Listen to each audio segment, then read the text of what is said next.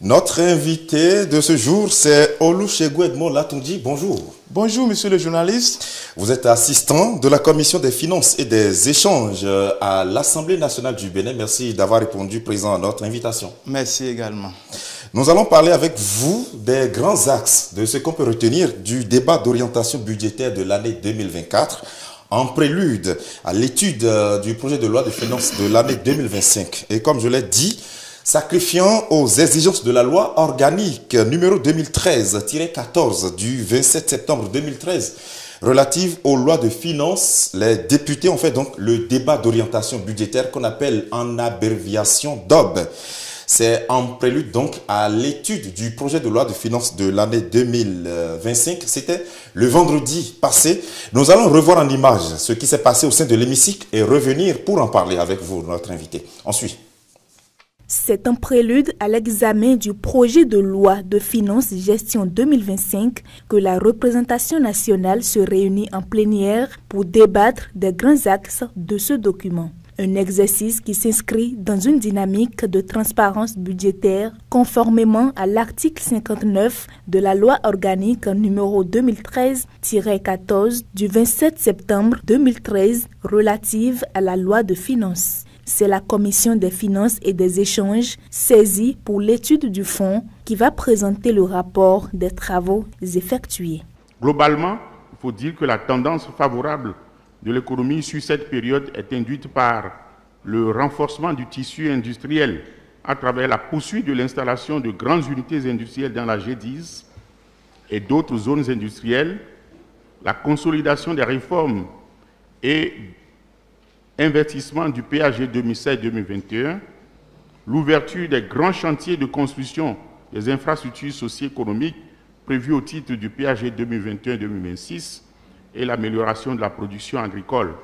Un tableau reluisant dressé malgré les nombreux défis auxquels ont été confrontés le Bénin et plusieurs autres pays du monde ces dernières années. Cependant, plusieurs perspectives économiques et financières sont à prendre en compte pour la période 2025-2027. Sur le plan économique, par exemple, la priorité sera accordée à une orientation vers la poursuite de la transformation de l'économie.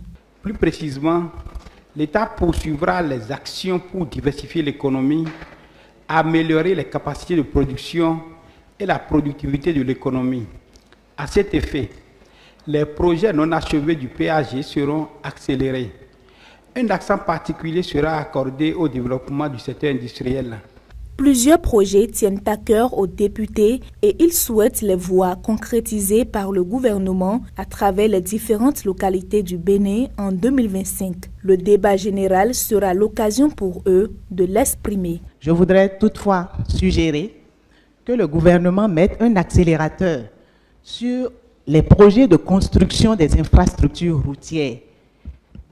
Le désenclavement de certaines communes est essentiel pour leur développement économique et social. La poursuite de l'appui à l'industrialisation du Bénin. Je voudrais demander à ce niveau que le gouvernement nous décline un tout petit peu le contenu de cet appui au développement industriel. La subvention que nous avons obtenue à l'Assemblée ici lors du vote du budget, la subvention à la semence. Monsieur le ministre, je voudrais savoir si cette subvention-là a été appliquée parce que nous sommes en période de semences. À travers le budget 2025, Monsieur le Président, je solliciterai de la part du gouvernement qu'une attention particulière soit accordée à l'éducation. Des recommandations et doléances dont le gouvernement va certainement tenir compte dans l'élaboration du projet de loi de finances gestion 2025. Le ministre de l'économie et des finances qui a assisté à cette séance plénière de bout en bout devra étudier ces suggestions de la représentation nationale avec ses cadres en tenant compte des possibilités offertes à l'exécutif. Voilà, Olusegun Edmond Latunji, on a suivi un peu l'ambiance qui a prévalu au sein de l'hémicycle le vendredi passé, à l'occasion donc du débat d'orientation budgétaire de cette année. Mais pour les téléspectateurs qui ne savent pas ce qu'on appelle le DOB, qu'est-ce que c'est? Merci beaucoup, monsieur le journaliste. Je voudrais pour dire que le débat d'orientation budgétaire, c'est une innovation de la loi organique relative aux lois des finances. Et cette innovation veut que l'information parlementaire en matière de contrôle budgétaire soit renforcée. Et c'est dans ce cadre-là que l'UEMOA, à travers la directive numéro 6 portant loi des finances, a demandé aux pays et membres d'internaliser cette directive afin que la loi organique relative aux lois des finances soit une réalité dans chaque pays. Et à travers cette internalisation, nous avons vu l'instauration au niveau du Parlement d'un débat d'orientation budgétaire. Alors, en quoi consiste ce débat? Ce débat consiste à donner l'information budgétaire relative aux documents de programmation budgétaire économique pluriannuelle aux députés afin qu'ils s'imprègnent en amont de ce que les prévisions budgétaires vont donner en octobre. Puisqu'en octobre, nous devons étudier le budget. Alors, pour étudier le budget, il faut qu'en amont, nous puissions savoir quelles sont les orientations économiques que le gouvernement prévoit dans le cadre du budget N+1. Et c'est ces orientations-là que les députés examinent et voient si effectivement ces orientations cadrent avec la réalité actuelle du pays. Sinon, si on laisse le gouvernement orienter, donner les prévisions comme il veut, il se pourrait qu'il y ait des aspects qu'il va omettre et ça ne va pas favoriser le bien-être des populations. Donc, pour éviter cela, on a demandé que vraiment les députés soient en amont informés des orientations budgétaires afin que s'il y a des corrections à faire, qu'on puisse les apporter pour que les recommandations puissent être prises en compte lors de l'étude du budget. Alors, le débat d'orientation budgétaire, comme son nom l'indique, c'est une orientation budgétaire, c'est-à-dire que c'est un rendez-vous au cours duquel on prend connaissance de ce que le gouvernement prévoit ou de ce que les députés veulent voir au cours de l'année qui arrive. Oui, c'est ça. Mais c'est une obligation réglementaire aussi, non? Oui, c'est régi par des tests. Oui, c'est régi par la loi organique relative aux lois des finances. Et puis après, nous avons fixé les modalités d'organisation du DOB à travers le règlement intérieur de l'Assemblée nationale. D'accord. Et il y en a de même pour la Constitution aussi. On a déjà constitutionnalisé ça et puis c'est dans la Constitution. Ça veut dire que c'est une obligation. C'est une obligation. Une obligation. Alors, est-ce qu'il y a un délai pour faire le débat d'orientation budgétaire? Oui, il y a un délai. Le débat d'orientation budgétaire est organisé au plus tard le 30 juin de chaque année budgétaire. Au plus tard, c'est le dernier délai. C'est ça. Et c'est ce dernier, le vendredi passé, c'était le 28, absolument, puisque le 30 c'était un week-end, donc c'était le dernier délai le vendredi passé. Pour faire le débat d'orientation budgétaire. Oui, c'était le dernier délai.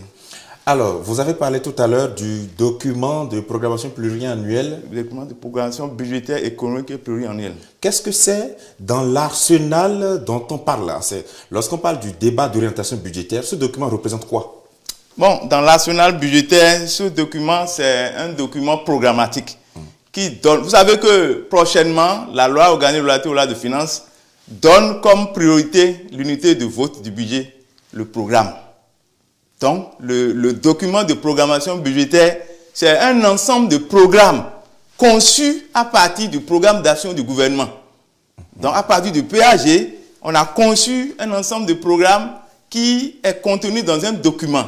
C'est ça le document de programmation budgétaire économique et pluriannuelle. Ça se déroule sur un horizon de 3 ans. Très bien. C'est ce que j'allais dire. Puisque pluriannuel signifie plusieurs années, ça fait 3 ans. Ça fait 3 ans. Ça veut dire que lorsque l'année 2024 s'achève, le document de programmation dont vous avez parlé doit s'actualiser avec l'année qui est derrière là-bas. Tout à fait. Et chaque année, on fait une actualisation, oui. D'accord. Alors, pour le débat d'orientation budgétaire de l'année 2024, en prélude donc à l'étude du projet de loi de finances de l'année 2025, qu'est-ce qui s'est passé le vendredi dernier? Qu'est-ce que vous pouvez nous dire en tant que technicien? Vous êtes assistant de la commission des finances et des échanges. Alors, c'est cette commission qui étudie le document jusqu'à arriver à la séance plénière que nous, on voit en direct à la télé. Oui. Mais qu'est-ce qui s'est passé? Qu'est-ce qu'on peut retenir? Bon, ce qu'on peut retenir de ce débat-là, c'est que c'est un débat qui se repose sur trois aspects. Nous avons la situation économique et financière 3 ans avant, c'est-à-dire que nous sommes en année N 2024. Alors, pour faire le débat, il faut reculer de 3 ans. Donc, il faut voir la situation économique et financière à l'horizon 2021 à 2023. Qu'est-ce qui s'est passé? Nous sommes en l'année N. Et fait maintenant les perspectives économiques et financières 3 ans plus tard. C'est-à-dire de 2025 à 2027, il faut faire les perspectives économiques et financières. Donc, voilà les 3 composantes du débat, du document de programmation budgétaire économique pluriannuelle. Donc, on essaie de faire l'évolution des agrégats macroéconomiques 3 ans avant. Nous sommes en l'année N. En année N, ce qu'on voit, c'est la loi des finances qui est en exécution. Comment est-ce que le budget a été exécuté à fin mars 2024? C'est ce que nous voyons en année N. Donc, pour savoir si nous avons bien exécuté le budget, quelles sont les projections que nous pouvons faire 3 ans après? Et c'est ça, en quelque sorte, comment se présente le document de programmation budgétaire économique et pluriannuelle. Et le débat d'orientation budgétaire qui a eu lieu le vendredi, oui. Est-ce qu'en commission, les débats ont été quand même riches? Comment est-ce que ça s'est passé? Qu'est-ce que vous pouvez nous dire à ce sujet? Oui, en commission, on a eu beaucoup de préoccupations qui ont été exprimées par les honorables députés qui voudraient que dans leur localité, que des infrastructures soient installées. Vous avez entendu une honorable Cochin tout à l'heure parler des infrastructures routières. On a beaucoup mis l'accent sur ça. On a beaucoup mis l'accent sur le climat des affaires. Quel est son contenu et comment est-ce que ce climat des affaires doit être amélioré pour favoriser le vécu quotidien des populations. Il y a le taux d'inflation aussi qui a été abordé. Les députés se sont interrogés si on a dit qu'on maîtrise le taux d'inflation alors que nous savons qu'actuellement tout coûte cher. Les denrées alimentaires coûtent cher, on dit qu'on maîtrise le taux d'inflation. Je suis inquiété sur ça et voudrais avoir des éclaircissements par rapport à ça. Ensuite, les agents permanents de l'État dont la carrière a été bloquée au grade A11 aussi a été abordée. Nous avons les producteurs locaux, comment est-ce qu'il faut les prendre en compte pour que le taux de croissance économique annoncé à 6,6% en 2025 soit effectivement une réalité.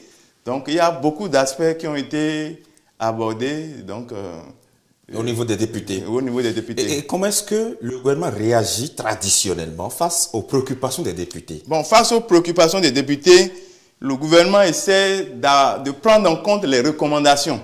Donc, lorsque nous finissons le DOB, nous faisons ce qu'on appelle un relevé des recommandations. Donc, nous relevons toutes les recommandations qui ont été formulées par les honorables députés et nous transmettons par le biais du président de l'Assemblée nationale au gouvernement. Et le gouvernement, dans la mesure du possible, peut prendre en compte certaines d'entre elles. C'est la question que j'allais poser parce que lorsque un député, lui, qui a reçu mandat, peut-être des populations, de façon technique, la loi dit que le député est un élu de la nation. Oui. Mais nous savons que dans la pratique, à l'occasion donc de la réception du mandat, c'est par circonscription électorale que le député reçoit ce mandat-là. Oui. Lorsque le député émet un souhait pour dire qu'il souhaiterait voir une route bitumée, par exemple, dans telle localité, qu'elle soit sienne ou non, et que le gouvernement prend cette doléance, est-ce que le gouvernement, puisque vous avez commencé à embrayer dessus, mais je voudrais que vous puissiez renchérir cela, est-ce que le gouvernement est obligé d'en tenir compte? Non, le gouvernement n'est pas obligé d'en tenir compte.